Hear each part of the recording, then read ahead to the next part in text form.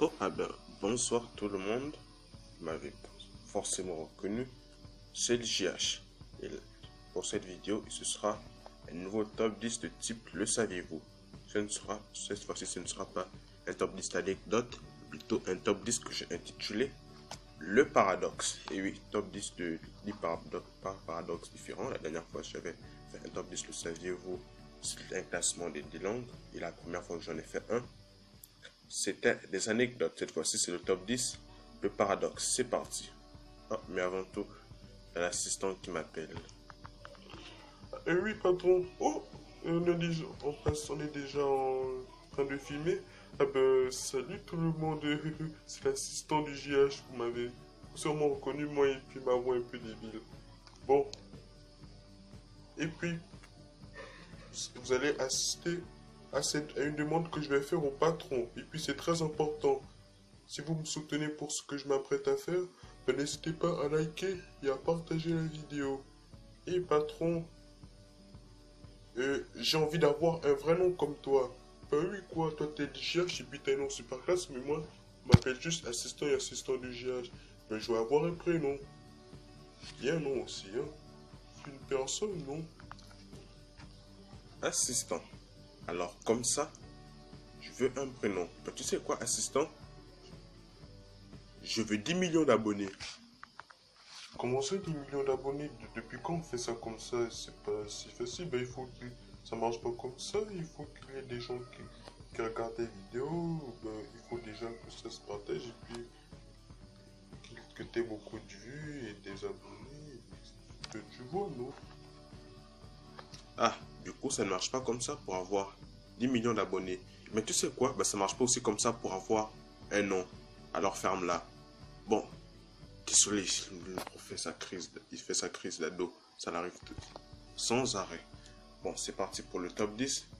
En numéro 1, je vais parler économie. Bon, économie, bon, c'est un sujet géographique. Un sujet que j'aime bien et tout. Un pays pauvre au-dessus des riches. Puis pauvre au-dessus des riches, ben voilà. Non seulement il a refusé de me donner un nom et en plus il va encore raconter des niaiseries sur sa chaîne.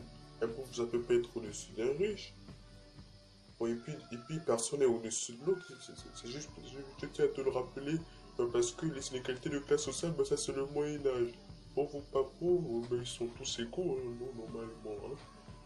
Puis pauvre ne sera jamais au-dessus de riche, n'importe quoi.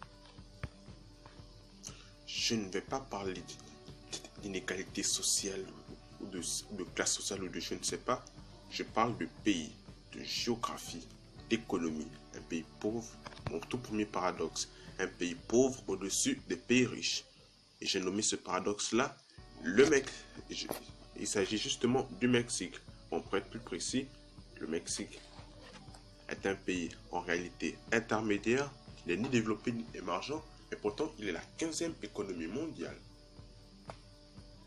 Et du coup, pays pauvre au-dessus des riches parce que, évidemment, tout ce qui n'est pas pays développé, émergent, intermédiaire, sous-développé, tout, ben, c'est tous des pays pauvres. Ça, tout le monde le sait, c'est évident. Et du coup, dans le classement, la Belgique est devant des pays riches, tels que la Belgique, la Suisse, les Pays-Bas, le Danemark, la Pologne, même la Suède et la Norvège et tout. Hein. La Norvège est le pays avec le niveau de vie le plus élevé.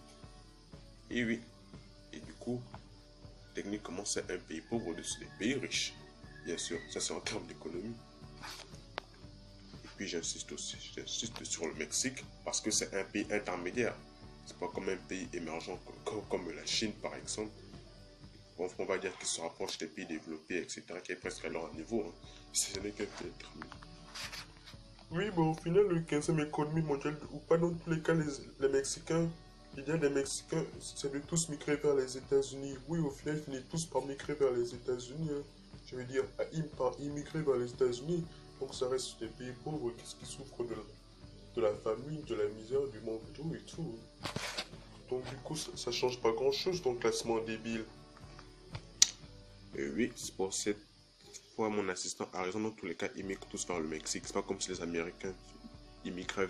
Je dis migre, je veux dire immigrent vers les États-Unis. Je fais toujours cette erreur. Pas comme si les Américains immigraient vers le Canada. Bien que c'était l'inverse. Hein. Bon, allez, on continue. Paradoxe numéro 2. Un continent riche mais pauvre.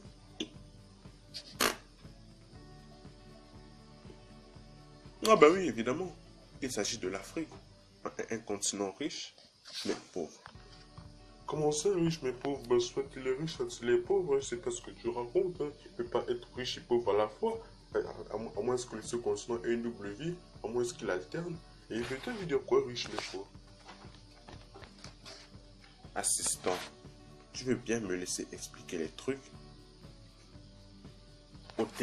aux spectateurs, à ceux qui regardent à travers les écrans. Bon, de toute façon, ils regardent tous à travers un écran, alors je vois pas pourquoi je dis ça. Bon, un pays riche parce que naturellement, c'est un pays, le continent, je veux dire, un continent riche, extrêmement riche. En Afrique, il y a absolument tout. Il n'y manque de rien. Il est peut-être même plus riche que tous les autres continents réunis. Et en plus, c'est le berceau de l'humanité de toute manière. Bon, ça encore tout le monde le sait. Mais un pays pauvre, parce que tous les pays les plus pauvres du monde, ils se trouvent en Afrique. Le truc, c'est que c'est le berceau de l'humanité, mais c'est aussi le berceau de tous les problèmes de l'humanité. On y retrouve de tout. On y retrouve la pauvreté, comme je disais. Les pays les plus pauvres au monde, bien sûr, ils se trouvent tous en Afrique. Et je vais même en citer quelques-uns. Bon, je vais par exemple citer le Soudan du Sud, qui est pour l'anecdote le pays le plus récent au monde. C'est apparu à peine en 2011, lol. Du coup, vous vous rendez compte, je suis même plus âgé que ce pays, qu'un pays entier. Non mais franchement, non mais c'est quand même... au moins là, je pourrais me la raconter. Hein. Malgré que j'ai 15 ans et tout, ah ouais, je suis plus âgé qu'un pays entier. J'ai de l'histoire de ma vie. Hein. J'ai connu la fondation des pays. Hein. Ah ouais, bah j'ai déjà des choses à raconter des trucs à raconter aux gamins. Ah oui, je suis plus âgé que le Soudan du Sud. Lui, il n'a que 9 ans, il est né en 2011.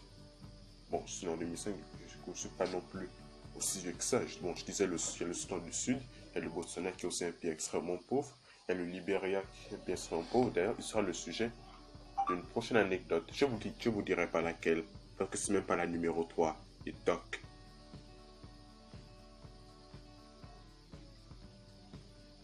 Et puis, j'ai déjà cité le Djibouti. Oh oui, c'était juste pour la parenthèse. Allez, on continue. Et on passe à anecdote numéro 3. Échange culturel Afrique-Occident. Qu'est-ce que le GH? À quoi le GH a pu encore bien penser? Ah mais ça c'est à vous de le dire. Essayez de deviner ce que je vais dire à travers ce paradoxe. Voilà. Je vais mettre le troisième paradoxe, autant pour moi pas anecdote. Je suis un peu habitué avec les anecdotes et tout. Devinez le paradoxe échange culturel entre l'Afrique et l'Occident. Allez, devinez, je vous laisse du temps.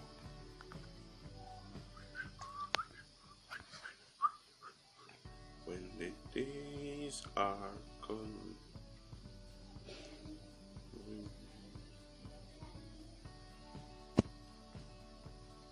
Ah, l'assistant a une idée. J'espère qu'il va dire un truc intelligent enfin. Espérons qu'il va dire un truc intelligent. Si vous voulez qu'il dise un truc intelligent, alors n'oubliez pas de liker, de vous abonner et de partager. On me passe la parole à l'assistant. Je sais. C'est pas un échange en fait, c'est du vol. L'Occident, en fait, voulait toute la culture d'Afrique.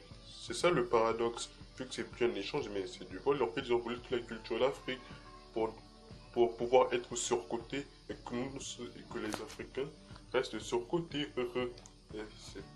C'est ça. Ouais, patron, j'ai raison. J'ai étudié mes leçons, enfin mes textes, parce que... Oui, mes textes pour la vidéo. Hein, patron? Ils ont volé quoi? Qu'est-ce que tu racontes? Mais n'importe quoi. Tu sais quoi? Je crois que je vais te virer. Maintenant, devant nos téléspectateurs, tu vas être viré. Non, je rigole. En fait, quand je dis à chaque fois que je vais te virer, au final, je te vire jamais. D'ailleurs, je vais jamais te virer. J'ai tout à y perdre en te virant toi. Et toi aussi, tu as tout à y perdre. T'as rien du tout. t'as pas de nationalité, t'as pas de carte d'identité, t'as pas d'acte de naissance. Personne ne sait que tu existes. Non, à part nos téléspectateurs, ils savent déjà que tu existes et puis t'as même pas de nom. Tu t'appelles juste assistant JH. Et moi aussi, j'ai tout à y perdre parce que je pourrais plus trouver d'assistant salarié à 0 € le mois. Du moins, personne ne voudra faire un job en étant salarié gratuit, tout en étant critiqué et maltraité publiquement dans ses vidéos sans aucun amour propre. Mais bof. Du coup, je ne vais jamais être viré. Malheureusement. Bon, après cette parenthèse. Attends, je fais directement passer au paradoxe numéro 4 alors que je vous ai même pas encore bien parlé du paradoxe numéro 3. Ça, c'est de la faute de l'assistant. Bon, le paradoxe numéro 3, échange culturel Afrique-Occident, c'est que l'échange culturel ne va que dans un sens en réalité. On va commencer simple. Parlons d'abord les langues. En Afrique, ce qui est sûr, c'est qu'on apprend toutes les langues d'Occident. Aussi bien l'anglais qui est une langue essentielle, aussi bien le français, aussi bien l'espagnol, aussi bien même les langues asiatiques, même les langues orientales, etc. En fait, quand je dis langue orientale, je veux dire le mandarin parce qu'on n'apprend pas autre chose. On n'apprend pas autre chose à part le mandarin, etc. Alors que ce qui est sûr, c'est qu'en Occident, n'apprendront jamais les langues africaines. Bon, oui, au cas où, oui, ça dépend des occidentaux surcotés qui sont en train de regarder cette vidéo. Mais ça existe des langues africaines, des langues lantôt, mais évidemment qui sont en voie de disparition parce que les langues occidentales sont beaucoup trop surcotées. Et ben voilà, mais ce qui est sûr, c'est qu'en Occident, ils n'apprendront jamais ces langues-là. Du moins au XXIe siècle. Ça, c'était le point numéro 1. Ensuite, je vais parler de la musique. Bon, en Occident, je veux dire, en Afrique, on écoute la musique occidentale, aussi la musique américaine, la musique française, n'importe quel artiste espagnol ou anglophone, je sais pas, mais ce qui est sûr, c'est que non, ce n'est pas le cas. On n'écoute pas de la musique africaine. Non mais n'importe quoi. Il peut mettre Gims là, il est d'origine africaine. Et puis même son espèce de petit frère qui change des trucs à l'autre rose là, qui est rappeur. Puis il est aussi d'origine africaine. Et t'as vu Booba et Karis, eux? Tu vas pas me dire qu'ils reviennent du Canada. Non mais MDR. Vous l'avez écouté lui, le patron? N'importe quoi. Sans oublier MHD. Bon, lui il est en prison. Il a aussi révolutionné le rap français. Non mais c'est... Regardez le patron. Et likez si vous pensez comment qu'il sait pas du tout ce qu'il dit. C'est juste l'origine, dans tous les cas. C'est des rappeurs français. Ils sont estimés comme considérés comme étant des rappeurs français, parce que ce sont des rappeurs français. Donc du coup, tape pas sur les nerfs. Hein. Allez. Je parlais de la musique, bien sûr. Il y a aussi de la danse, il y a aussi les écritures, parce que ce qui est sûr, c'est qu'on étudie les œuvres d'art occidental, les écrits, les livres et tout. Du moins, on les lit en Afrique, mais en Occident, ce n'est pas du tout le cas. Ça, c'était le paradoxe. Ah ben non, t'as pas dit le paradoxe. Je le connais moi le paradoxe, mais c'est à toi de le dire. Peut-être que les autres l'ont déjà compris. Comment c'est le paradoxe? Comment ça c'est à moi de le dire? Ah oui. Ah, en fait, le paradoxe de l'échange culturel, c'est que c'est pas vraiment un échange. Ça va en sens unique, du coup, c'est plus un échange en fait. C'était depuis le début. Passons au numéro 4. Assistant, bon, tu sais quoi? Mais tu vas laisser le papier. Je vais te faire un test. Tu vas me dire c'est quoi le numéro 4. Parce que j'en ai déjà parlé. C'est sur un pays très pauvre en plus. Vas-y, dis-le. On a préparé la vidéo ensemble, non? Oh, mais idiot, toi, t'en as jamais parlé, moi. Parce qu'on t'a parlé du paradoxe, donc, je sais pas. Oh, ben, le patron, il est vraiment fainéant, hein. Et tu vas pas liker si vous pensez que le patron est génial. Mais tu sais quoi, j'en sais rien. De toute manière, risque pas de perdre le boulot. si je perds le travail, de toute manière, je perdrai rien. Je vais pas te payer gratuit. Attends, ça veut rien dire. Assistant. Bon, je vais te pardonner cette fois. Bon, c'est évidemment le pays très pauvre sur lequel c'est le Libéria. Bon, je vais te pardonner parce que j'ai juste mentionné le Libéria lorsque je faisais une liste de pays les plus pauvres du monde dans ce en Afrique. Mais par contre, je voudrais que tu as fait la vidéo avec moi, donc je devrais au moins t'en rappeler plutôt que de prendre la liste à chaque fois. Et le paradoxe, je rassure, le dollar au Libéria. Quoi? Et le prochain, c'est quoi? L'euro en Papouasie-Nouvelle-Guinée, peut-être? Le livre sterling au Djibouti? Mais vous l'avez vu, lui. Comme si le dollar, c'est n'importe qui touchait à ça, qui jouait avec ça. Comme n'importe quoi. C'est ton père peut-être aussi qui fabrique le dollar, plat patron. Mais vous l'avez vu, il est ouf, lui. T'es pas bien informé. Et oui, la monnaie du Libéria, c'est le dollar. Ils utilisent le dollar, au même titre que les Américains. Et oui, même si c'est un pays très sous-coté, ils ont une monnaie très surcotée. Il y a le dollar au Libéria. Et oui. Non, dans les milliards. Bon, je rigole. En fait, évidemment, le paradoxe, vous avez bien compris, c'est que le dollar est une monnaie extrêmement prestigieuse. Elle est la plus prestigieuse du monde. Elle est plus prestigieuse que l'euro et le livre sterling. Et oui. Et bam, l'Union européenne. Haha, qu'est-ce que vous en dites de ça? Vous êtes sous-coté devant le dollar. Bon, je rigole. En réalité, il y a plusieurs variétés de dollars. Ce n'est évidemment pas le même célèbre dollar américain qu'on utilise au Libéria. Oui, parce que ce n'est pas n'importe quel dollar, monnaie numéro 1 au monde. C'est le dollar américain. Il y a plusieurs types de dollars en fait.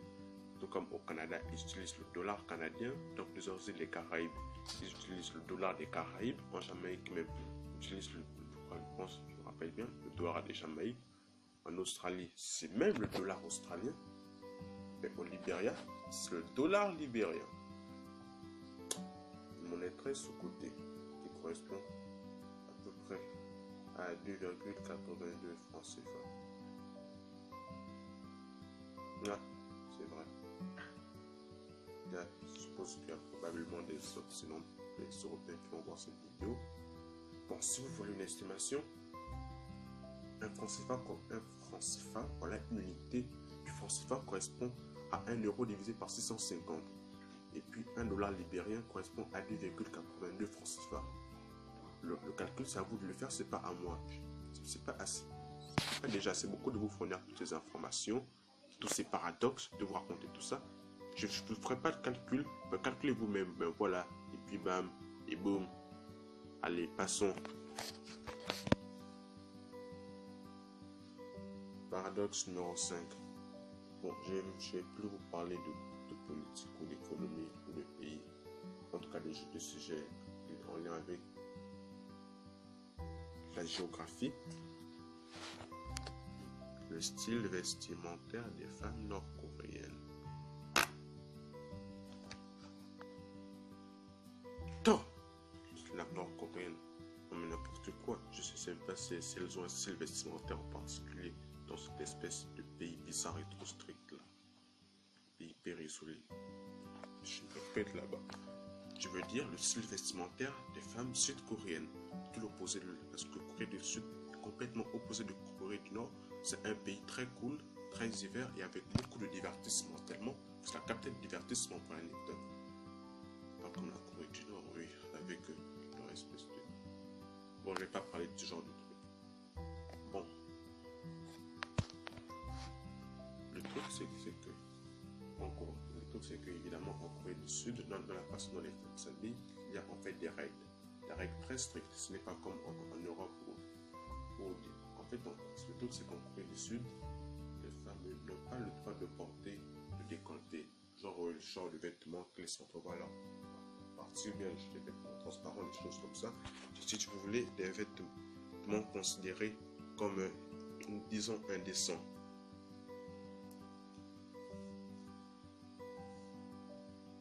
oui, c'est-à-dire, ce que je veux dire par là, c'est qu'en Corée du Sud, un pays où la femme est, disons, très respectée, contrairement à d'autres pays où elle est plutôt très sous-cotée, ce qui ne devrait pas être le cas.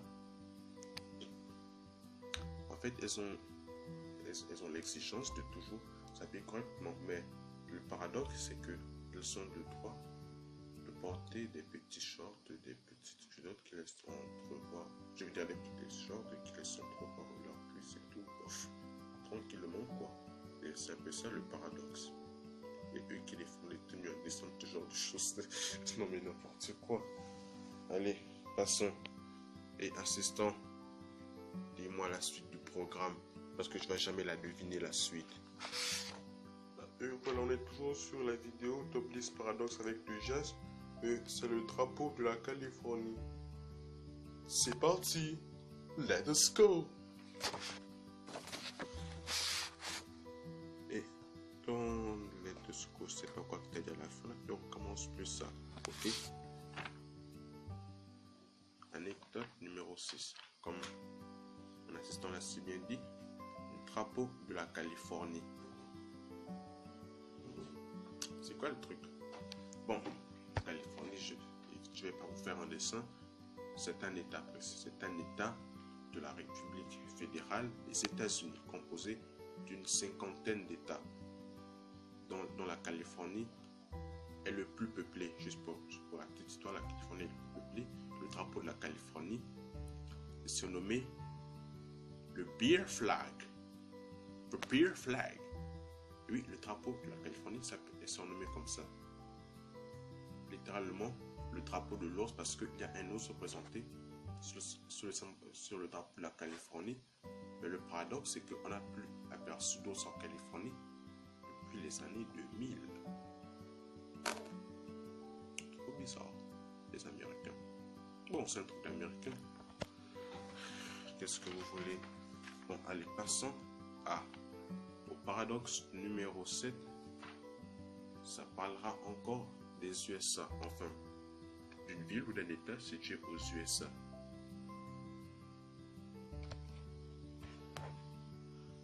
Et assistant Sat, je vais te poser une question plus simple cette fois-ci. Il s'agit d'une ville ou d'un État? Ville ou un État alors? Et patron, t'es trop bizarre quoi. Comment c'est une question simple? Oh oui, c'est vrai, il va parler d'une ville ou d'un État. Que j'ai pas pris la Bible avec lui. Pour le paradoxe, non, c'est donc je devrais bien pouvoir être capable de trouver. Et puis c'est pas si difficile cette fois.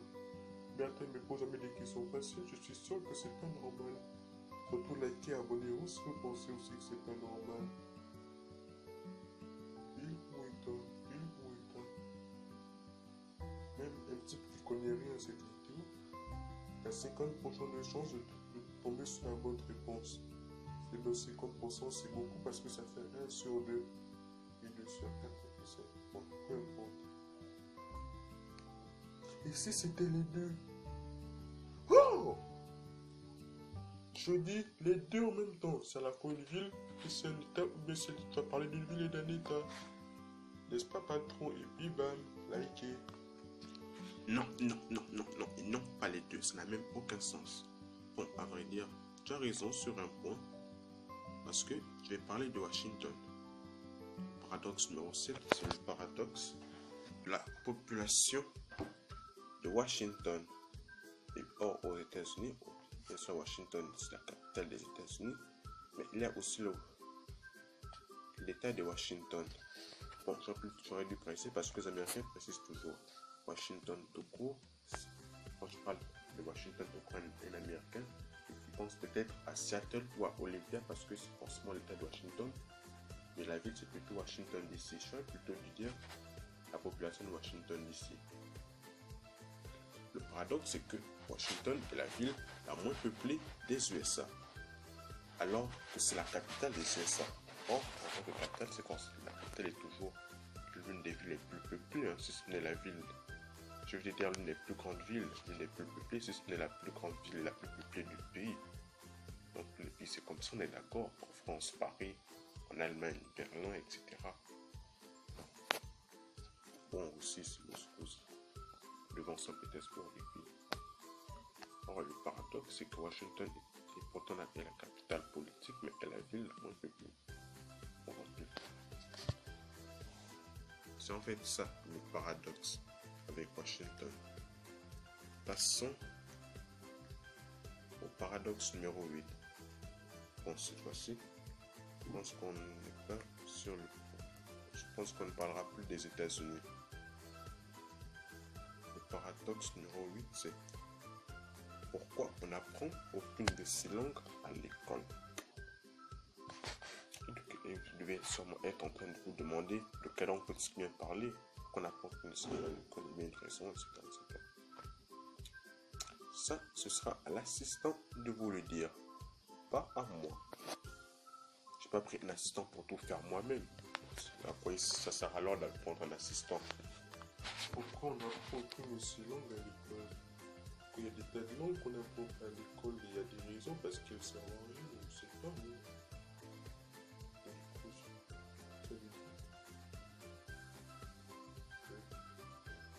Les langues dont il parle, pour le patron, enfin pour le JH, pour le propriétaire de la chaîne, puisque je suis l'assistant, ces langues devraient être apprises à l'école.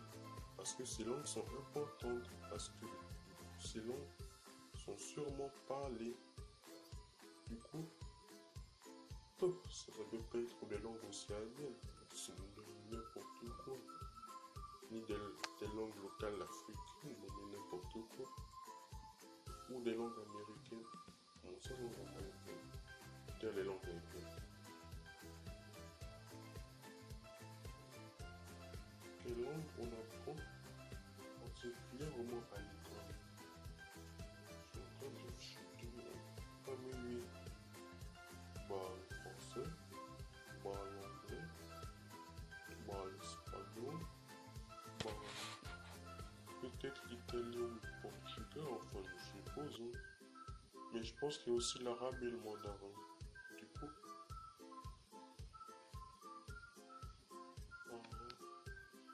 et si c'était des langues asiatiques, ben oui, il fallait procéder par élimination des langues asiatiques. Les langues asiatiques, sûrement un peu bizarres. Et puis en Asie, ils doivent être probablement hyper nombreux. Je pense qu'on a déjà parlé dans une autre vidéo, le patron. Qu'est-ce si vous pensez que c'est... Pour le paradoxe numéro 8, mon assistant avait juste. Et si vous aviez pensé comme mon assistant, eh bien vous aussi vous avez vous juste. Juste, voilà, c'est logique. Si vous avez pensé comme mon assistant a juste, alors vous aussi vous avez juste.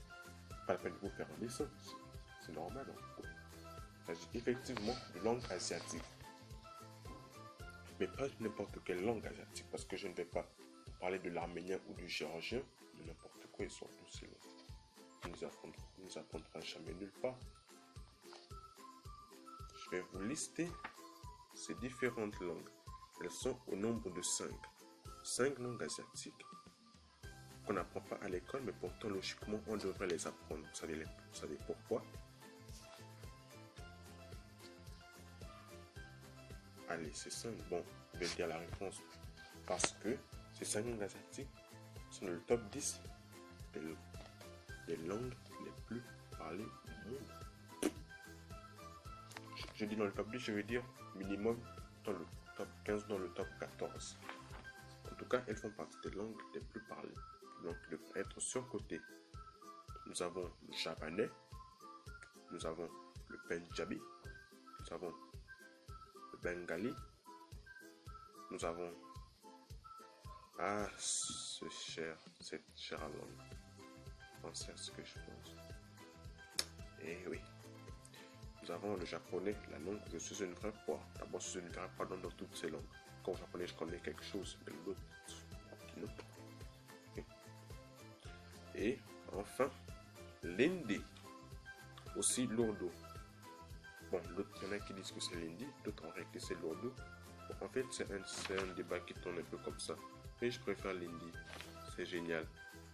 Et puis on dit plus hindi qu'ourdu. Alors, je vais opter pour l'hindi. Le balto, le mangalais, quoi? Qu'est-ce que... Je sais pas quoi. Assistant, tu sais quoi? Tu n'as pas besoin de comprendre. En fait, ces 5 langues, si vous voudrez en savoir plus sur ces 5 langues, je vous invite à aller voir ma vidéo sur le top 10 des langues les plus parlées au monde avec le JH. Je vous invite à aller les voir. Mais le point commun avec ces langues, c'est qu'elles sont parlées. C'est que ce ne sont pas des langues parlées à travers le monde. Un peu comme nous avons le cas de l'anglais, de l'espagnol, du français et même du portugais. Et oui, parce que le portugais, c'est parlé au Portugal, c'est parlé en Afrique ainsi qu'en Amérique. Donc on peut considérer ça comme à travers le monde. Que ça vous plaise ou non, ce sont des langues parlées à travers le monde. Et puis c'est comme ça, voilà. Et bam. C'est que ce sont des langues parlées dans peu de zones, mais dans des régions extrêmement peuplées. Par exemple, le javanais, c'est en fait une langue parlée en Indonésie. Parce qu'en Indonésie, tout comme en Inde, ils ont une langue officielle. D'abord, l'Indonésie, ce sont les anciennes Indes néerlandaises. Alors, le javanais, comme je le disais, le javanais est en réalité langue officielle d'Indonésie, mais parlée par plus de 80 millions de locuteurs au minimum. Et vous l'avez sûrement compris, elle est parlée sur l'île de Java, la plus grande île d'Indonésie, qui compte à elle seule plus de 140 millions d'habitants. Elle fait plus du double de la population de la France, donc c'est énorme. Parce qu'en France, on a plus de 160 millions d'habitants comme ça. Plus double de la population française, plus double de la population italienne, plus double de la population anglaise, plus double de la population espagnole. Rien que sur l'île de Java. Parce qu'en effet, l'Indonésie, c'est une archipel. Il y a énormément d'îles, une dizaine, une vingtaine, une cinquantaine, voire une centaine. Pour ça, je n'ai pas énormément d'infos. Et sur l'île de Java, ils sont à 140 millions. Alors qu'en Indonésie, ils sont à 260 millions. Donc vous voyez, ils sont à plus de la moitié sur l'île de Java. Or, il n'y a pas 2 ou 3 îles en Indonésie, quand même. Ça, c'était la parenthèse sur le javanais. Maintenant, le Pendjabi. Oui, le Pendjabi, ça, c'est une langue qui est parlée, elle, par plus de 100 millions de personnes. C'est une langue officielle de l'Inde, parce qu'en Inde, hormis l'anglais, qui est une langue officielle, ils ont les langues indiennes. Ils ont une vingtaine de langues indiennes qui sont là-bas considérées comme des langues officielles, dont le Pendjabi, qui est parlé par plus de 100 millions de personnes. De toute manière, en Inde, ils sont à plus d'1 milliard là-bas. Alors, c'est étonnant qu'il y ait une langue indienne ou deux. C'est parlé en Inde, mais c'est aussi parlé au Pakistan. Bon, voilà le Pendjabi. Bon, voilà le Pendjabi. Bon, j'ai déjà parlé du Pendjabi, qui est parlé en Inde et au Pakistan. Je veux dire le Bengali.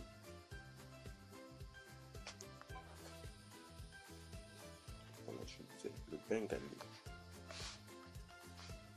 Le Bengala. Quoi? En fait, je sais pas, mais c'est pas vraiment une langue. Hein. Pas du tout. Ah, mais non, mais t'es complètement gris, mon vieux. Tu devrais aller voir un médecin. Non, on devrait t'enfermer dans un asile. Je dis le Bengali. Non, mais à quoi tu peux bien être en train de penser, toi? T'es tordu, mon pauvre. Le Bengali, la langue officielle du Bangladesh, mais qui est aussi parlée en Malaisie et au Timor oriental. Et elle compte plus de 193 millions de locuteurs. Oui, c'est beaucoup.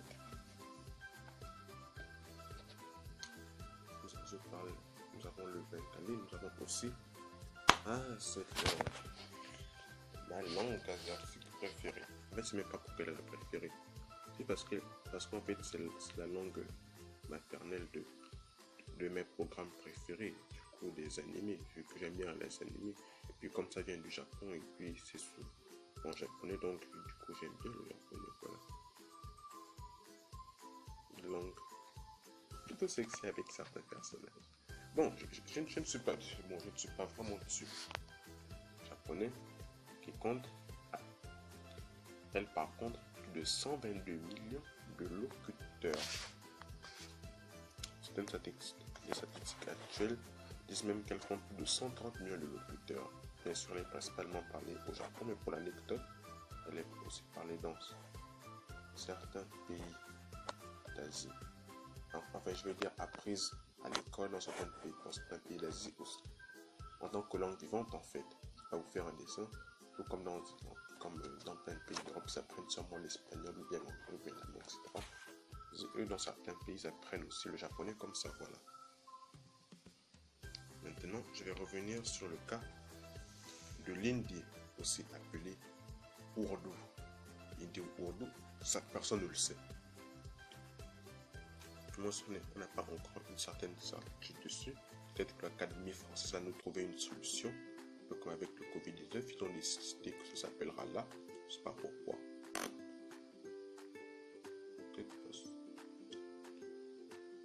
Peut-être parce que c'est une maladie, et puis comme si tu veux. Enfin, peu importe.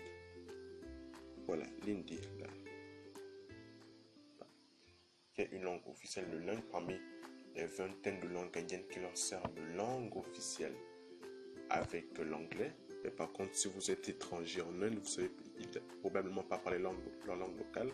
Moi, vous pourriez vous exprimer en anglais. D'ailleurs, l'anglais, c'est la langue passe-partout. Tu arrives n'importe où, tu ne sais pas parler la langue locale, mais tu parles en anglais, voilà.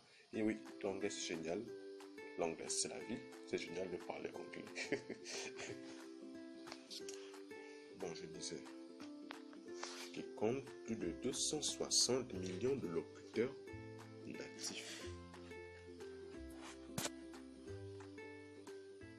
Et enfin,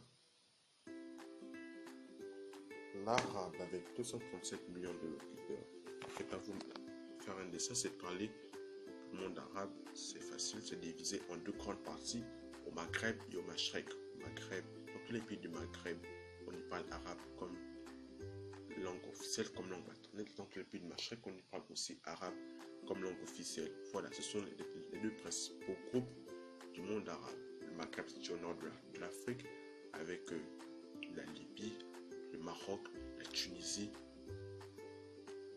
l'Algérie, ainsi que le Mauritanie, le Maghreb, Égypte, plus d'autres pays du Moyen-Orient. L'Égypte, l'Égypte, la Syrie, le Yémen, le Oman, les Émirats arabes unis, l'Arabie saoudite, l'Irak, l'Iran, la Jordanie, ainsi que la Palestine, l'Israël. Ben voilà. Bon, en fait, je voulais pas vraiment. Bon, encore, l'arabe, c'est un cas. Je voulais pas vraiment prendre le cas de l'arabe parce que l'arabe, on sait que c'est parlé dans beaucoup de régions. Ce que je veux dire, c'est ces autres langues asiatiques-là, hormis l'arabe, parce qu'on apprend l'arabe à l'école, tout comme le mandarin, pourquoi on ne les apprend pas à l'école alors que elles font partie parmi les langues les plus parlées au monde? Et puis on préfère apprendre les langues surcotées des surcotées de l'Union européenne. C'est pour ça que les Russes ne sont pas entrés. Ils ont compris qu'ils étaient beaucoup trop surcotés. Pour une MDR.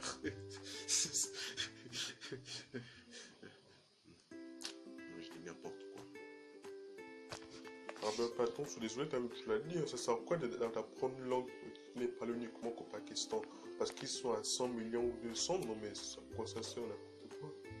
Au Pakistan ou en Inde, c'est des pays sous-cotés en plus. Je crois que l'assistant a tout dit. Merci beaucoup.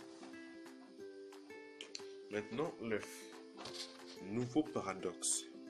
Une langue européenne non parlée en Europe. Trop bizarre. Si c'est une langue européenne, c'est que c'est bien sûr parlé en Europe. Mais pourquoi on n'a pas en Europe alors que c'est une langue européenne? Qu'est-ce que c'est que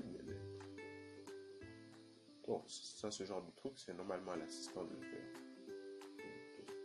Des langues européennes, on les parle en Europe, langue africaine, on se parle en Afrique, langue asiatique en Asie, langue océanienne en Océanie, langue américaine en Amérique. Ah non, en fait, il n'y a pas de langue américaine.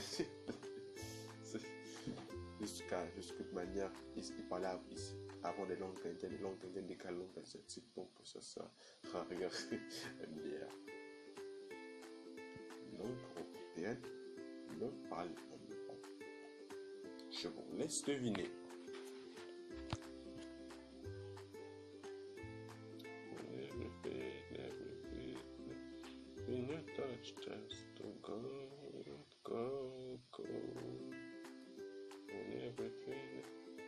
Non, ouais, c'est vrai, j'oubliais qu'on est que ça filme encore, j'ai pas mis la pause ou quelque chose comme ça. Ouais. Je crois que l'assistant a un truc à nous dire. Likez si vous voulez que ce soit langue européenne non parlée en Europe. En gros, où est-ce que ça peut bien être parlé en Amérique ou en Afrique? Ben oui, je me rappelle, lorsque quand je travaillais avec le patron, je me rappelle, on avait vu avec le patron quelque part que en fait, l'Europe et l'Asie, bon, enfin, si vous voulez, la zone formée par la réunion de l'Europe et l'Asie, bon, ça s'appelle l'Eurasie, la fusion de l'Europe et de l'Asie. Et oui, l'Eurasie, pour ceux qui ne le savaient pas, ça fait une anecdote géniale qui s'appelle l'Eurasie. Et je parie que cette langue, c'est une langue eurasienne, qui c'est l'eurasien, et elle est parlée en Asie, pas en Europe. Comme c'est l'Eurasie et que l'Europe y inclut, c'est forcément une langue européenne. C'est une langue européenne et asiatique en même temps, mais elle n'est pas parlée en Europe, mais plutôt en Asie. Il y avait peut-être des choses de langue européenne ou des trucs du genre. Pas vrai, patron? Non, pas vrai du tout. Par contre, t'as raison, merci pour l'anecdote, même si les anecdotes, c'est mon boulot, pas le thé, vu que t'es l'assistant. À propos de l'Eurasie, c'est vrai. Mais il n'y a pas, mais langue eurasienne, ça n'existe pas. Il y a juste des langues indo-européennes. Mais non. J'ai plutôt développé ça dans une autre vidéo. Laissez tomber. Ça encore de tout dire. Après, j'aurai plus de sujet pour faire d'autres vidéos. Mais non, alors que cette vidéo est déjà en train de durer. Il y en a qui vont forcer déjà couper et vaquer à d'autres occupations. Surcoté va plutôt regarder des films. En réalité, la langue européenne qui n'est pas parlée en Europe, elle est plutôt parlée en Afrique. Elle est parlée en Afrique du Sud. Pas en Afrique du Sud. Je vais vous donner un indice. Elle est parlée en Afrique du Sud, mais en Afrique du Sud. Vous avez compris comme elle parle en Afrique du Sud, précisément en Afrique du Sud. L'Afrique du Sud, genre le sud de l'Afrique et l'Afrique du Sud, le pays en fait, parce que c'est l'Afrique du Sud. Et la langue officielle de l'Afrique du Sud, hormis l'anglais, c'est, je l'ai nommé, l'Afrikaans. Et oui, l'Afrikaans. C'est une langue européenne, mais qui n'est pas parlée en Europe, mais en Afrique du Sud, l'Afrikaans. C'est en fait, je vais vous expliquer, l'Afrikaans est une langue locale que parlaient les colons. C'est une langue locale dérivée du néerlandais que parlaient les colons lorsqu'ils sont arrivés sur le continent africain. Bon, oui, parce que évidemment lors de la colonisation, que ce soit sur le continent américain, sur le continent africain, les langues d'origine que parlaient les colons, le français, l'anglais, etc., il y en a qui ont un peu changé, ils ont donné naissance à des langues telles que le créole. Dans le cas de l'Afrique, il y a eu l'Afrikaans. Et c'est aussi pour ça, pour la petite histoire, que l'anglais américain est si différent de l'anglais qu'on parle normalement en Grande-Bretagne. Bon, normalement, pas si différent que ça, parce que ce qui est censé que l'anglais, c'est l'anglais. Un Britannique et un Américain qui conversent tous deux dans sa langue, ils devraient pouvoir se comprendre. Mais je trouve qu'il y a quelques différences dans les deux. C'est un peu la même chose avec l'Afrikaans. C'est une langue dérivée du néerlandais que parlaient justement les colons quand ils sont arrivés. Tout comme de la même façon, le créole est un dialecte dérivé du français parlé aux Caraïbes, certaines îles Caraïbes, dans les Antilles françaises, etc. C'est un peu le même principe. Et elle est parlée quand elle n'est pas parlée en Europe. C'est précisément même une langue germaine, une langue de la même famille que l'anglais et de l'allemand, parce que le néerlandais est une langue de la même famille que l'anglais et l'allemand. Et vu que l'Afrikaans c'est un dérivé du néerlandais, alors ça l'est aussi. On arrive à la fin de la vidéo, là c'est duré comme ça. Et le paradoxe numéro 10, je vais parler d'un pays situé au nord de... Et enfin, le dernier paradoxe, je vais plus faire de devinettes, nous donner des indices, etc. Même si les devinettes, c'est rigolo. Likez si vous trouvez que c'est rigolo. Je me lasserai jamais de dire ça. Le dernier paradoxe, c'est... Ça parle d'un pays d'Afrique du Nord, précisément du Maroc. Le Maroc dans l'Union Européenne, je suis aussi surpris que vous. Eh oui. Rassurez-vous, en fait, le Maroc n'est pas dans l'Union Européenne. D'abord, ça n'aurait aucune logique. Le paradoxe, c'est que, en fait, le Maroc aurait tenté à plusieurs reprises, environ 3 fois, de rentrer dans l'Union Européenne. Mais vous imaginez bien sûr qu'ils n'y sont jamais parvenus. Ils ne sont jamais rentrés dans l'Union Européenne, mais ils ont tenté d'y entrer. Je ne sais pas pourquoi. Bon, à mon avis, je pense que c'est parce... Bon, si j'avais une hypothèse, je dirais parce que le Maroc est un pays extrêmement proche de l'Europe. Et puis lorsqu'on regarde relativement bien sur la carte, il y a en fait un bout de terre qui relie le Maroc à l'Europe. Précisément à l'Espagne. Puis, il y a une frontière terrestre entre le Maroc et l'Espagne. Cette frontière, c'est un tout petit pays dépendant du Royaume-Uni appelé le Gibraltar. Et oui, mais bien sûr, ils n'y sont jamais parvenus. Faut dire qu'ils ont préféré être un pays sans aucune importance dans l'Union Européenne, parce que même s'ils étaient entrés, ils n'auront pas autant de choses à dire que les Français ou que les Allemands. Lol. Faut mieux être remplaçant au FC Barcelone ou au Real Madrid, je dirais même être réserviste, plutôt que d'être titulaire au Djibouti, qui ici est l'Afrique.